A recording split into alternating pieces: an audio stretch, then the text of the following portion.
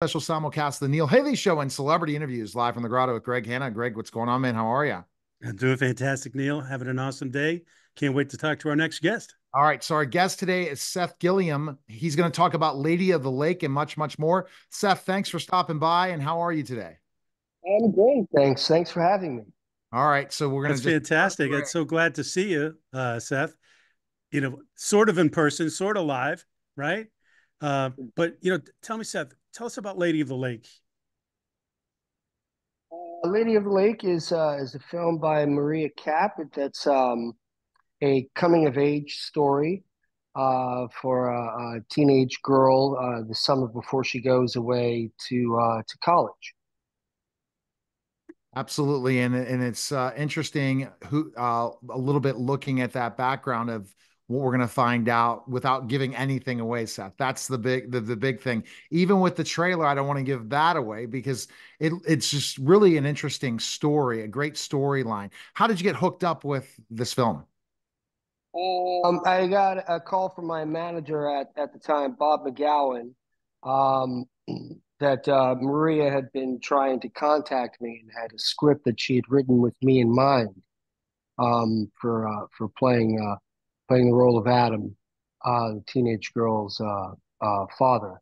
And so I read it, and it seemed like a very interesting piece. And I was incredibly flattered that somebody would write something with me in mind. So I figured that the least I could do was give it my full attention. Without giving anything away or too much away, can you tell us about your character and your role? Um, yeah, I play a father of teenagers, and there's an inciting incident that happens before the movie begins, before the story is picked up. That sets this family up on a journey of um, I guess the rebirth, Rebirth, yeah. without saying too much. And playing a father, how do you prepare for those roles? I'm sure because you've played so many roles in your career.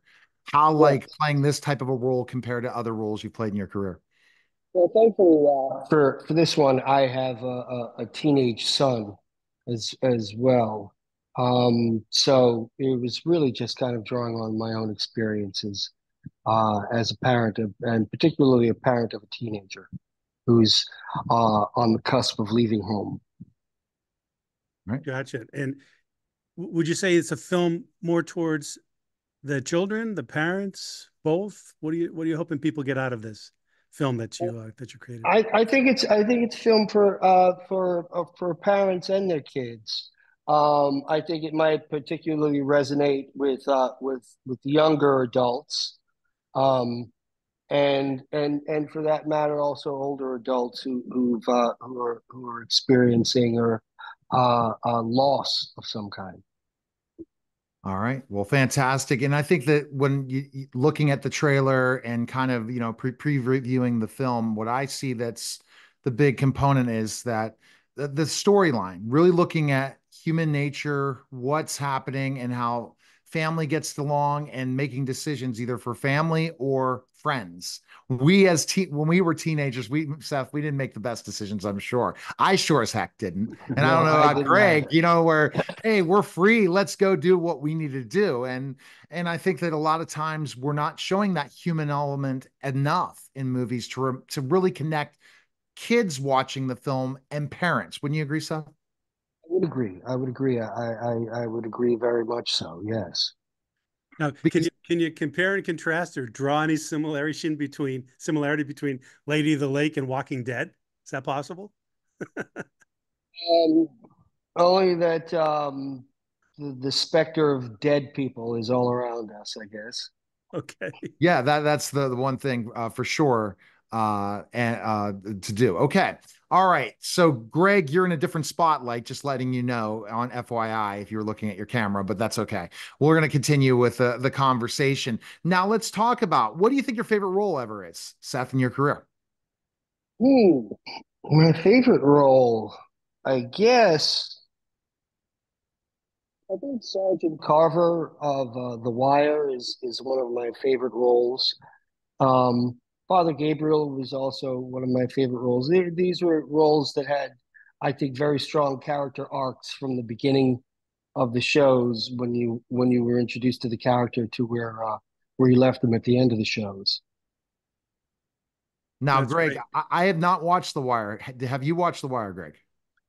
So, no, You guys Which you're have more Walking seen, Dead fan then? yeah, you guys have not seen one of the best shows in the history of American television. I'm going to go do that. See, I have a next on my binge list because Okay, there's not a lot of content, right? So you got to that's be able to go, yeah, and so you got to pick your next show. Like I watched Umbrella Academy, now I'm going to Evil, and then I'm going to say, okay, where can I go find all the seasons of The Wire? And so for I guess for Greg to kind of educate Greg about The Wire, what was your role in The Wire in the show? So that for because there's so many fans of The Wire, as you said, one of the best shows. yeah. Mhm. The Wire was a show that I guess it masquerades as a cop show, but it's really a show about the great experiment that American cities are. Um, and each season takes place in Baltimore. Each season deals with a different aspect of living in a city. One deals with the cops and drug dealers. One deals with the stevedores and uh, people who work down at the docks, at the entry ports of cities. Another deals with the school systems in cities. Another season deals with the political structure and people running for office in cities. And it's a kind of a Charles Dickensian show where there are many different characters and they all are intertwined. And somebody has two lines in the second episode of the first season, and they come back in the fourth episode of the fifth season and pick up where those two lines left off 3 or 4 seasons before, and it all ties together. It's like a giant chess piece. sounds awesome. Ah, so What's that? that's What's it streaming on? The Wire. Well, it was on HBO, so I'm not sure if which platform it might be on Max now or something. I'm not sure. I'm it's one definitely of going to those check different that out. places. They just change it in different areas. Let's go really quickly. So, The Walking Dead, the experience with that. Tell us a little bit about that. That was a fantastic experience. I had not read the graphic novels, the comics that it was based on, so I went in kind of blind when I was hired for the show, not knowing whether the character was going to live or die and how that would might come about. So I was under the impression because he was such a weak character in the beginning that he was going to be a plot device to get a more popular character killed coming to his rescue, and then he would eventually get his throat ripped out in the next episode. And that that turned out not to be the case. It wound up being 7.5 fantastic seasons for me on the show. That Or are was a you a good Walking run. Dead fan, Greg? Oh yeah, that was a good run. I enjoyed that. So you've watched all The Walking Dead almost. Oh yeah, Really? yeah. Okay. So you zombie guy. Uh, I like that show. My wife and I enjoyed it quite a bit. Yeah. Okay, okay. So then that's it. So that you want to ask any Walking Dead questions for the Walking Dead fans? Go ahead, Greg. This is the point before your last question. All right. Well, did you like the way it ended? Were you happy with that? I was happy with the way it ended, particularly for Father Gabriel. I thought he kind of had come full circle, and letting the people of the Commonwealth inside the gates that they were locked outside of, was a full circle moment, kind of shadowing um, the beginning of Father Gabriel's journey on the show when he locked everyone out and locked his congregation out of his church. Mm-hmm. So for me, it was very satisfying that that's where the writers decided to go with the character. Was it fun working with Rick and Michonne and Daryl and those guys? Did you guys goof around on the set? Was it a good time? Yeah. Yeah. I didn't do a lot of goofing around because I came onto the show a few years after they had started it. And so out of respect for them, I didn't really want to waste anyone's time with my shenanigans. But Norman and Andrew had a steady running prank war that I think Norman uh, got the trophy for at the end after all was said and done. But I think he loaded up Andrew Lincoln's air conditioner in his car with glitter on one particularly 120 something degree Georgia day after they'd worked for 16 hours in the sun. And Andrew sits in his car and turns on the AC and gets blasted with glitter. And I think that pretty much did it. Yeah, I think so. Now, I look at your Wikipedia, you are a working actor, Seth. What tip would you give, especially in this day and age, to be working as much as you work? Well, a lot of it is timing and being in the right place at the right time, a good deal of good fortune, and a sense of I try to always keep a sense of play that this is supposed to be fun, that people are going to the theater or turning on their television sets because they want to believe. They want to believe whatever story it is you're telling. So I try to keep it as much fun for me as possible because I figure if I'm having fun and I'm true to the character, then the people watching will also enjoy it and they'll get something out of it. And I think that kind of resonates, and it may be one of the reasons why people hire me. Well, and because you got to get along. If you go in and become like, I got to have my special, just everything, they're gonna be like, oh, no, thank you. But if you're easy to work with, lots of directors are like, okay, we got to get him in, and that's it. And I all mean, if you're, it's not just the amount of money that goes into these productions that people really don't have the time to waste. It's also that you're working 10, 12, 14, sometimes 16 hours a day with people, and you don't want to be in a miserable work environment. You want to enjoy the people that you're spending that much time with, creating something with. right.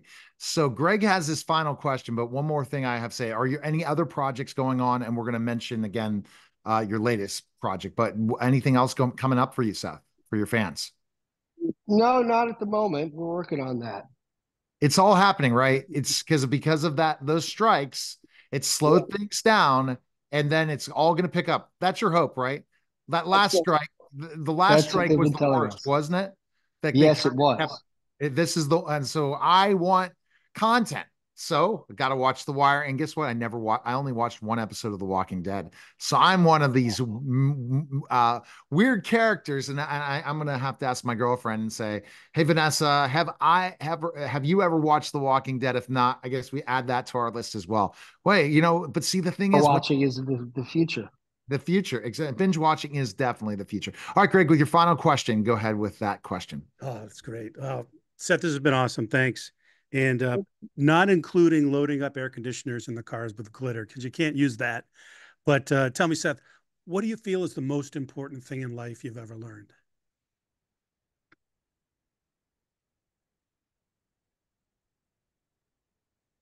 The most important thing in life that I've ever learned is that everybody is going through something.